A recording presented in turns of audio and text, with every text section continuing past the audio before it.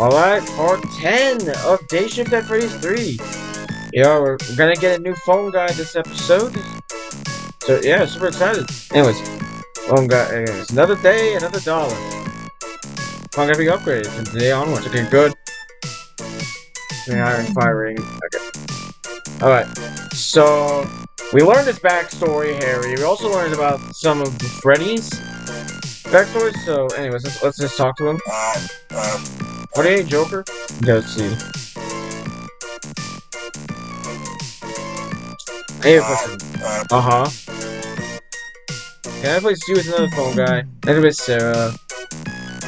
Let's see. I mean, out of curiosity, am I doing an inadequate job? Yes, it's stiff and annoying. No, not such as this business. It's a fine job and it's up to someone fresher is all. Alright. Thank you, sir. Admittedly, I've been around for a long time. I really don't have any issue with being replaced with a fresher, younger model. Actually, you'll be glad to hear that I found another phone guy.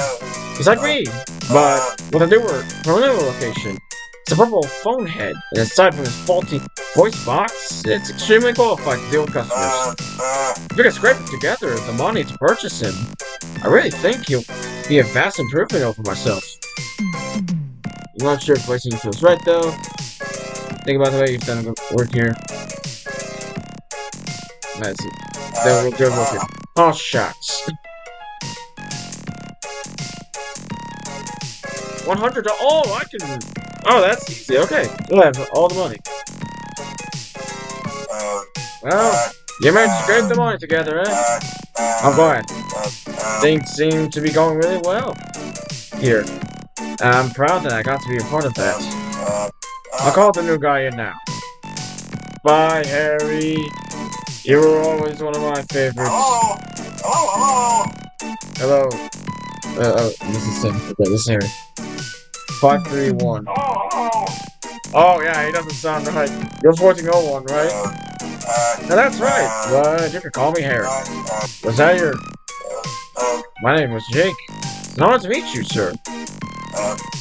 Okay, so here's the deal. You're here to take over. Figures, watch. Here's the boss here. That would be Joker. This guy's standing right next to me. Whoa, right, oh. Okay, I won't be treating you. That was unexpected. Wait, so? I'm glad to be finally retiring, but I'll miss Joker. I'm glad to hear that, Harry. Really am. You deserve a nice rest after all the work you've done. Joker's my go-to-me. I'm sure he'll treat you well, too. It's time for me to go. Take care of the place. And take care of Joker, okay? Will do. Goodbye, Jake. It's good to meet you. Goodbye, Harry. Thank you for your service. We lost him. Goodbye, Harry. So, you're a Joker, huh? The way my predecessor talked about you, sound like a real stand-up guy. That phone guy has been with our company for years, far longer than I am. That man has been with the company through thick and thin. He is a darn fine man. I'm glad you were kind to him, though to respect my elders. That's a heck of a legacy to live up to, but for you, I guess I'll do my best. I take your point. You're more than welcome, sure. Come to me if you need anything. Alright, we got him. Alright, let's head out. And for day 3, we're gonna learn some things about Jake. Anyways, let's go. Okay, I have to deal with the janitor. I'm gonna skip all that and Dave Trap. So, let's just fast forward to that. Must be the office PC. Oh no. Yep. What should I do? Okay. This should be... Oh, old company logs. Let's go, okay. Okay, you're in. Go explore logs to your heart's content. Welcome owner. The folder you wish to enter. Okay, let's see. Exit. Fazbetter Entertainment. Welcome, Freddy Fazbetter. Should be the last one? Hold up. Read the company logs to tell you if you listen to the last one. Okay. This is the last one. What's this? Fazlog. Location, 46 log 157. 1993. Memories. Is my name even Scott? Who am I? Every night's flight of dreams, perhaps memories. A small boy looking up at me with eager, grasping eyes. Each nightmare more vivid than the last. Each time I see his face, more well defined. Last night, in the dream, I picked him up with my own two arms. He looked into my eyes. He had eyes. He called me Daddy. Daddy, who am I? This can't just be a dream. It feels right. And it is, kid. I think this kid was my son. The name keeps entering my head.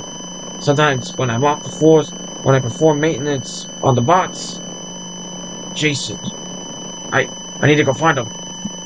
The others. I see now. The other employees. The ones from the newspapers.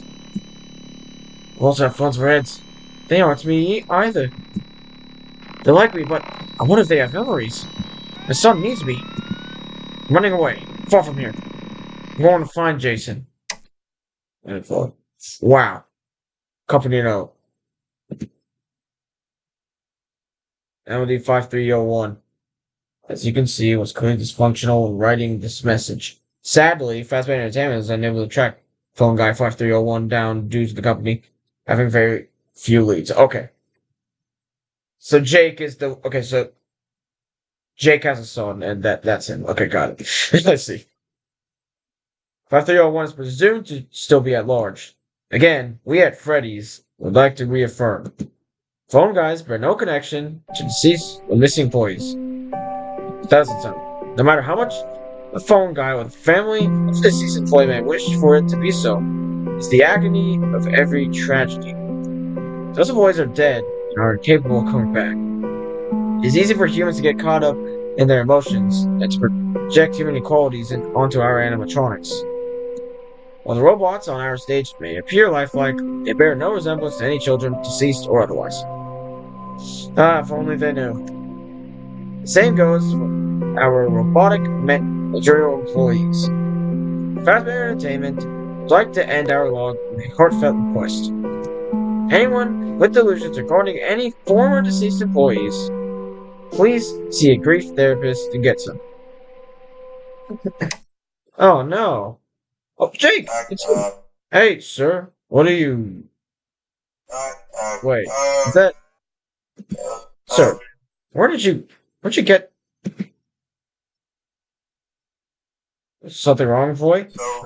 Nothing. Nothing. Just that log you have on screen. I looked at one.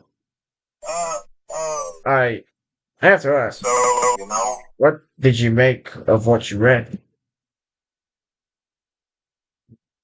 What, didn't know what to make of it. Strange. Yeah, can't say I blame you for thinking that. So, who was Jason? Oh, Jason was my son after all. I...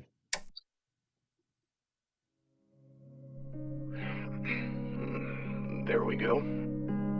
Oh, it's his voice. I left my post as soon as I finished writing this. I left my location and never looked back. I spent a while traveling through Boise, Idaho, just looking around. Most people I passed looked at me funny. Figured I was someone in a ridiculous costume or some sort of escape prop from a local circus, perhaps. It's probably the phone, I'm guessing. Funnily, the kids never looked at me like that. Maybe some of them recognized me from Freddy's. Oh. Well, I was all right. You know, a person, like they were. Well, that's nice. I kept searching, and after no luck, I left town and started walking. I kept walking for a long time. I walked the entire length of southern Idaho and kept walking. Montana, Utah, Colorado. I just kept walking. Little things came back to me. once I was out of that checkerboard prison. You know, familiar roads, familiar smells. Oh. I still have no clue where my old house was, but I remembered that I was married, and that my wife had died long ago. I even remembered my name. My full name. Jake Wilson. Oh, so you remember his name. I guess... No, I guess, yeah. Harry did too, but it's interesting. My son must have been Jason Wilson. I had a full name to work with. I had enough to find my son. My son? I got a phone book and searched for every Jason Wilson in the country. Turns out there's quite a few of them. So I started walking. Started in my home state of Nebraska. Figured I had to start somewhere, right? Perhaps he was living near our old home. I traveled door to door looking for him and was met with varied reactions. I searched for months before I found the right house. It was located in northern Nebraska, a quaint suburb. I arrived in the evening. I walked up the smooth driveway, trudging through the snow. It was winter at that point. Okay. And I saw a light coming from the front window, so I peered inside, and I saw him. Jason. I saw Jason. Found him. But, I mean, it was clearly him, but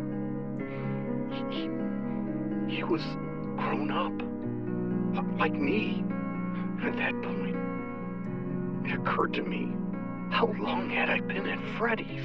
Was I a fool to expect to see my son as I remembered him? I looked at the whole house, up and down. It turned out just fine, even without me. Oh no. And that's Wait. when she ran in. Who? A small girl, into his embrace. It's the father. And the woman entered the room behind her, wearing an apron. I noticed a whole dining room behind him, filled with people. I should have noticed from the big Christmas tree in the living room. They were celebrating Christmas in there. I stood transfixed, watching this happy family at the table, chatting, pulling Christmas crackers. They were happy. Slowly, the window I was peering through steamed up, and I couldn't see Jason or his family anymore. Just my own reflection. And I saw myself, and what he would have seen me as, a monster. No. He doesn't think that. No. Jake? I couldn't bring myself to knock on the door. I left the house alone and never came back. He was happy without me, and having a monster suddenly stumble into his life would have ruined everything. Not true? Sir, do you think I'm a bad father? Oh yeah. Jake. Look, I was an orphan. I know that your son probably had a chair at that Christmas dinner table left empty. I know I always had 2 empty chairs for mine. 3 after my brother left, then 4. Boy, your son never forgot. He still misses you. I don't know. He wants to, sir. Can't deny that. Maybe not, but I knew this one did it. Tried to help him long ago. He was an orphan like me. Life can get pretty messed up, but oh boy. It's like the universe wants him dead from the get-go. deformed, abnormal looking, no parents, no guidance. Despite everything, he still grew up by himself. Scavenged for food, forged his own future. Again, it's like the universe itself wanted him dead. And a weaker man would have died. We all know this is Dave. He's trying Jack's trying to help Jake. That's good. It's really good. But he refused. Every fiber of his being wanted to live. The universe knocked him down every day. But he couldn't help himself from getting back up. He simply couldn't stop coming back. Eventually, as a young man, he ended up getting adopted. A local business owner took him in. And sent him in. Trained him, mentored him in the way of children's entertainment. Soon the young man saw the owner as the father he never had. Let me tell you something. That business owner, horrible man. Destroyed the orphan's body. Destroyed the orphan's brain. He knew the orphan wasn't strong enough to go alone again. Used that to his advantage. He knew the orphan would keep coming back. He always did, after all. He exploited that young man for everything that he was worth. After all that, left him out on the curb. So no, you aren't a bad father. You did your best. Your son didn't need me. Grew up fine without me. You should be happy. Your son grew up into a fine young man. You left him with what he needed to grow up right. I'm proud of you. Sir, thank you. I needed to hear this. One day, after all this is over, you need to go find him again. Think about it. Thank you, sir. I just felt like a large weight has been lifted from my shoulders. I'm glad. Phonetic klutz. Fine. The lunch scripted. Don't get all sappy on me. I'll go back to work. This place ain't gonna run itself, you know? Sure, employee. Sure. I enjoyed our little talk. Bye, sir. See you on the flip side. That's sad, man.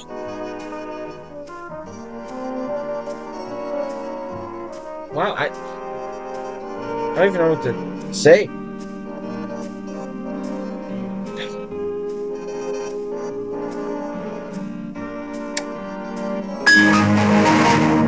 I actually really don't know what to say. I guess it's good we cheered him up.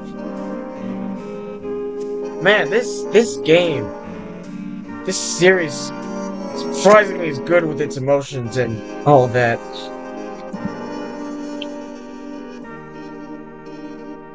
The story's great.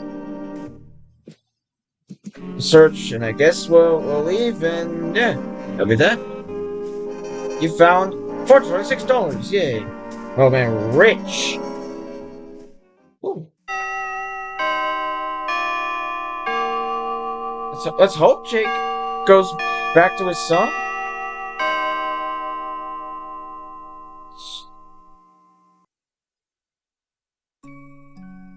Oh, we have to deal with this first. Joker, you've returned. I'm glad. Hello, D. Sportsy. Hello, Dave. Sure. For the second time today. This is about right. Sport. I've been watching Reality Me, and you made the right choice today. I know, I just couldn't take another. I'm glad. You did the right thing, and now we can continue our work. Okay. I'll make sure to keep an eye out for any of Reality Dave's future shenanigans. Yep. Good to know. Thanks, Dave. Help is appreciated. So, D, how's the plan coming along? Well, Jack, Eve and I have been talking. We think that we found a potential new soul for us to free. Well, spill the beans then. Oh, sport. Do you remember the phone face that worked at that Colorado Freddy's location that we also worked at in the late 80s? Oh no. This guy? Steven? That guy. You remember him? Of course I do. Tried to frame me in a murder case. Ah, right. Were you actually guilty? Or am I remembering wrong? Let's see. I mean, I was... Yeah, you could have known that. Nah, completely. Wow, what a messed up coincidence. Well, long story short, he's here too. Wait, on the flip side... Yeah, he's here as well. One leg down from us. Deeper into the flip side. What was that? Huh. So... Do we want to free him? Well, that's what we're asking you, Sportsy. I genuinely don't know. He didn't treat us very well. I don't know. I'm not sure if I think we should. He had a tough job and didn't ask for any of this, sure. But took no responsibility for his issues. Tried to sweep it all under the rug, like everything was fine. Just like his motto. As far as bosses go, he was one of the better ones I've had. Wait, what? What were the other bosses?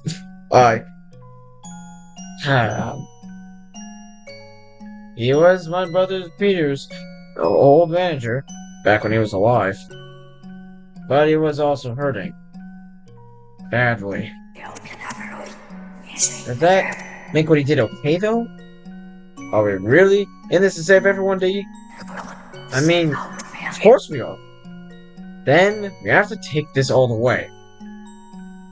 We could stop now. Back it in. Or we save the unsavable. Oh no. What, Steven unsavable? I mean, yeah, he's kind of a bad guy, but come on. Free the irredeemable. Or redeem the irredeemable. Dave. Or, I guess not this Dave. It's our last shot to make the world new again. We're gonna see a phone face again. Come on, let's take that portal down. What portal? Why, that one, of course. I hate this place so much. After you, Sportsy. Alright, I guess in the next part, we'll save Steven. Yay!